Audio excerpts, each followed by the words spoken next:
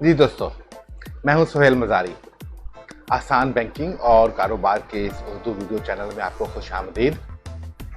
2020 کی ایک رپورٹ کے مطابق پاکستان کا کل رقبہ تقریباً 7,96,000 مربع کلومیٹر ہے، اور یہ رقبہ فرانس اور برطانیہ دونوں ملکوں کے ٹوٹل رقبے کے مساوی ہے، جبکہ پاکستان کا شمار دنیا کے غریب ترین ممالک میں ہوتا ہے۔ اب یہ سوال تھا کہ پاکستان میں کس کے پاس سب سے زیادہ زمین ہے، تو اس کا جواب ہے ہماری بحری افواج یا ملٹری، اور اس کے سب سے بڑی وجہ ہمارے بارڈرز۔ پاکستان کو 3 اطراف سے ایران، افغانستان، چین اور بھارت کی سرحدیں ملتی ہیں، جن کا مجموعی رقبہ تقریباً 7,300 کلومیٹر بنتا ہے۔ اسی طرح سے بحر عرب کی جانب سمندری حد تقریباً 1,050 کلومیٹر ہے۔ اب ان بارڈر لائن کے یا ان سرحدوں کے اندرونی جانب تقریباً 10 کلومیٹر تک کا علاقہ سرحد کا حصہ ہوتا ہے، جو کہ عام لوگوں کا یا عوام کے لیے وہاں کسی مقصد کے بغیر جانا ممنوع ہوتا ہے، اور یہاں مسلح افواج یا رینجرز کا ہمہ وقت نگرانی یا گشت رہتا ہے۔ اب ہماری مسلح افواج کے تقریباً پورے ملک میں 56 کینٹونمنٹس اور عسکری دفاتر اور دیگر تنصیبات ہیں، اور سب سے زیادہ زمین کا حصہ پھر ہماری بہادر ملٹری کے پاس ہے۔ اس ساری زمین کا کنٹرول اور انتظام ڈائریکٹوریٹ آف ملٹری اسٹیٹ کے پاس ہوتا ہے، اور اس ساری زمین کو انتظامی حیثیت میں پھر 4 حصوں میں تقسیم کیا جاتا ہے، جن میں سے 2 حصے تو خالص فوجی مقاصد کے لیے ہوتے ہیں، اسٹیٹ کے پاس ہوتا ہے، اور اس ساری زمین کو انتظامی حیثیت میں پھر 4 حصوں میں تقسیم کیا جاتا ہے، جن میں سے 2 حصے تو خالص فوجی مقاصد کے لیے ہوتے ہیں، جیسا کہ بارڈر یا سرحد اور اس کے اطراف کی زمین، اور حساس قرار دی گئی بعد رہائشی اور تجارتی علاقے وغیرہ ہوتے ہیں، جہاں مخصوص اجازت سے عام لوگوں کو داخلے کی اجازت ہوتی ہے۔ اب یہ 4 حصے کس طرح سے ہوتے ہیں، اس کو ہم A B C D میں دیکھتے ہیں۔ A، بارڈرز اور اس کے اطراف کا علاقہ، قطعی داخلہ ممنوع۔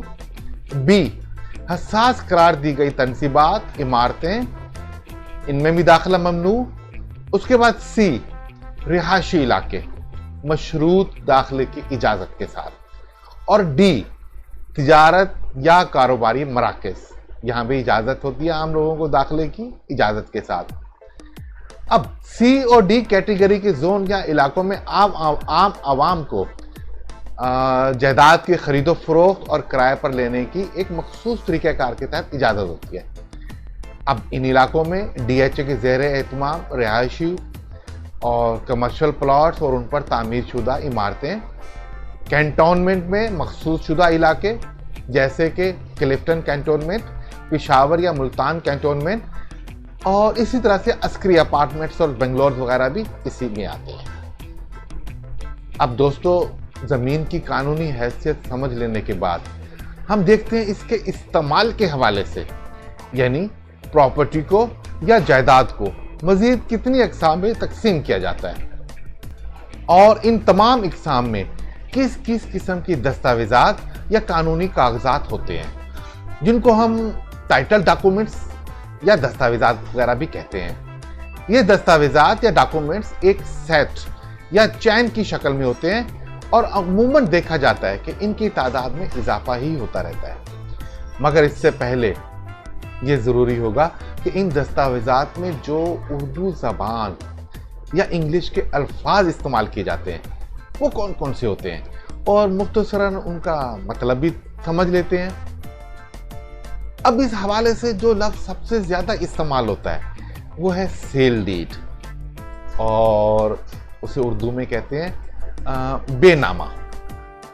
ٹرانسفر آف پراپرٹی ایکٹ 1882 کی دفعہ 54 اور 55 کے تحت 54 اور 55 کسی بھی قسم کی جائیداد کی خرید و فروخت زبانی یا کسی بھی دیگر طریقے سے ممکن نہیں، ماں سوائے سیل ڈیڈ یا اردو میں بے نامہ کے، اور اس کے 3 بنیادی شرائط ہیں۔ जैसा कि पहली शर्त जायदाद का मौजूद होना, मसलन एक ऐसे घर या मकान के खरीदो फरोख्त नहीं हो सकती जो अभी तामीर ही नहीं हुआ। खाली जमीन पर आने वाले वक्त में या मुस्तकबिल में तामीर होने वाले मकान या इमारत को पहले से नहीं बेचा या खरीदा जा सकता। दूसरी शर्त, जायदाद की खरीदो फरोख्त में शरीक दोनों फरीक इस सौदे पर राजी हों। यह मामला जबरदस्ती अंजाम नहीं पाया जा सकता। हाँ, अलबत्ता फरोख्त करने वाला या खरीदने वाला अपने नामजद करदा नुमाइंदे या हम जिसे अटॉर्नी कहते हैं उनकी मार्फत खरीदो फरोख्त कर सकते हैं। इस तरह दोनों फरीकों का खरीदो फरोख्त के वक्त ना सिर्फ हयात होना जरूरी है बल्कि हवास खमसा को अच्छी तरह बहाल होना और इस सारे मामले को समझना भी जरूरी होता है। उसका यह मतलब भी है कि किसी फौत शुदा फर्द की तरफ से खरीदो फरोख्त करना धोखाधड़ी के ज़मरे में आएगा। हाँ, अलबत्ता वरासत या मरहूम के तरके की तकसीम या मुंतकली का मामला अलबत्ता दूसरा है। ऐसा शख्स जो बहुत ज्यादा बूढ़ा हो चुका है या बीमारी या किसी और वजह से इतना कमजोर और लागर हो चुका है कि उसकी समझ बूझ मुनासिब काम नहीं करती, तो ऐसी सूरत में मुअज़्ज़ज़ सिविल अदालत के मार्फत से ये मामला तय हो सकता है। अब इस सिलसिले की तीसरी शर्त कीमत का तयन होना। ये कीमत रकम के एवज तय करना सबसे मुनासिब है। अलबत्ता इस कीमत की अदायगी किसी दूसरी कीमती इश्या के एवज भी मुमकिन है। अब जैसा कि कोई गैर मुल्की करेंसी या सोने के एवज या फसल या उसके बदले दूसरी जायदाद या जमीन वगैरह। हम यहाँ इसकी भी वजाहत कर दें थोड़ी सी कि कन्वेंस डीड और सेल डीड में कुछ फर्क है। बुनियादी तौर पर कन्वेंस डीड एक बाब या चैप्टर का नाम है और ये काफी सारी ट्रांजैक्शन का मजमुआ है, जैसा कि मॉर्टगेज डीड या गिफ्ट डीड या एक्सचेंज डीड या लीज डीड और सेल डीड। जबकि सेल डीड सिर्फ और सिर्फ कीमत के एवज खरीदो फरोख्त होने वाली ट्रांजैक्शन को कहते हैं। अब अगर कोई जायदाद सिर्फ खरीदो फरोख्त के अमल से गुजर रही है और उसे हम सेल डीड के बजाय कन्वेंस डीड कह लें तो यह काबिल कबूल होगा, मगर तोहफतन या गिफ्ट होने वाली जायदाद किसी सूरत में सेल डीड नहीं हो सकती। इसी तरह वरासत की किसी जायदाद की मुंतकिली का मामला है तो वो कन्वेंस डीड के ज़ैली जुमरे से ही मुमकिन होगी। एक और सूरत भी समझने वाली है और वो ये कि अगर कोई जायदाद या जमीन लीज पर या किराए पर ली गई हो तो वो लीज डीड की शक्ल में होती है। अब उसे हासिल करने वाला इस जायदाद को मजीद हिस्से कर दे या इस पर मजीद इमारत या इमारतें तामीर करके आगे दूसरे लोगों को सब डीड से इसके हकूक मुंतकिल कर दे, तो ऐसी तमाम जायदादें जो कि सब लीज्ड हैं इनकी खरीदो फरोख्त सिर्फ सेल डीड के तवासुत से काबिल मुंतकिल होती हैं। अब यहाँ कन्वेंस डीड नहीं होगी। तो दोस्तों, इस सेल डीड को उर्दू में बेनामा कहते हैं। इसके बाद है गिफ्ट डीड, इसे उर्दू में हिब्बा नामा कहते हैं। ऐसी जायदाद जो किसी भी करीबी रिश्तेदार की तरफ से तोहफा दी जाए उसकी मुंतकिली गिफ्ट डीड या हिब्बा नामा के मार्फत होती है। जैसा कि बाप अपनी जिंदगी में अपनी औलाद को या औलाद अपने वालिदैन को कोई जायदाद तोहफे में देना चाहे। इसी तरह से भाई और बहन का मामला है। दादा भी अपने पोते को गिफ्ट कर सकता है, शौहर अपनी बीवी या बीवी अपने शौहर को तोहफातन जायदाद या उसकी मलकियत में शरीक कर सकती है, मगर इससे मजीद आगे ये सिलसिला रुक जाता है। जैसे कि तायाजाद या मामूजाद या चाचाजाद, रिश्तेदार, सास या ससुर वगैरह, तो वहां गिफ्ट डीड से काम नहीं चलेगा। इसके बाद है एक्सचेंज डीड, इसे उर्दू में तबादला नामा कहते हैं। किसी एक जायदाद के बदले दूसरी जायदाद से बदलना किसी भी वजह से, उसे उर्दू में तबादला नामा कहते हैं। उसके बाद देखते हैं डिमार्केशन डीड, इसे उर्दू में तकसीम नामा कहते हैं। एक जायदाद जो कि जमीन या प्लाट या फिर इमारत की मंजिलें یا اس کے حصے بھی ہو سکتے ہیں، اس کو مزید چھوٹے حصوں میں تقسیم کرنے کے عمل کو ڈیمارکیشن کہتے ہیں، تقسیم نامہ۔ اس کے بعد ریلوکیشمنٹ ڈیڈ، اسے اردو میں دستار بندی نامہ کہتے ہیں۔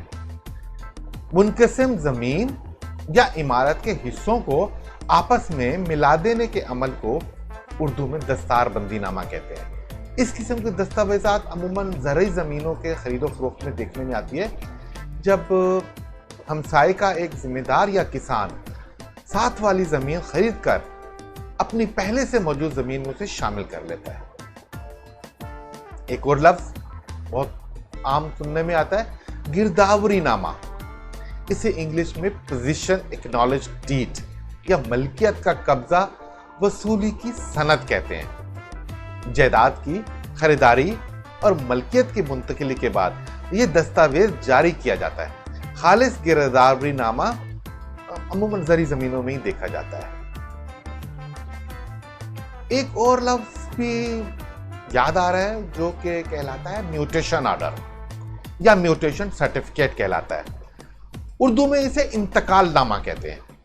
رجسٹری کے عمل کے بعد متعلقہ کھاتوں میں ملکیت کی منتقلی کو انگلش میں میوٹیشن اور اردو میں انتقال نامہ کہتے ہیں۔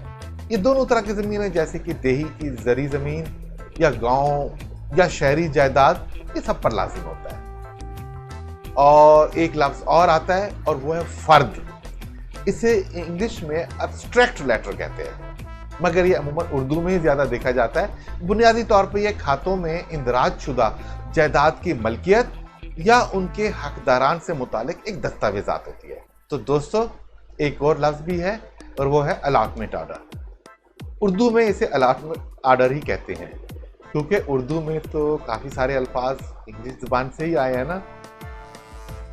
اب ان الفاظ اور ان کے مطلب کے بعد ہم دیکھتے ہیں رجسٹریشن کے عمل کو۔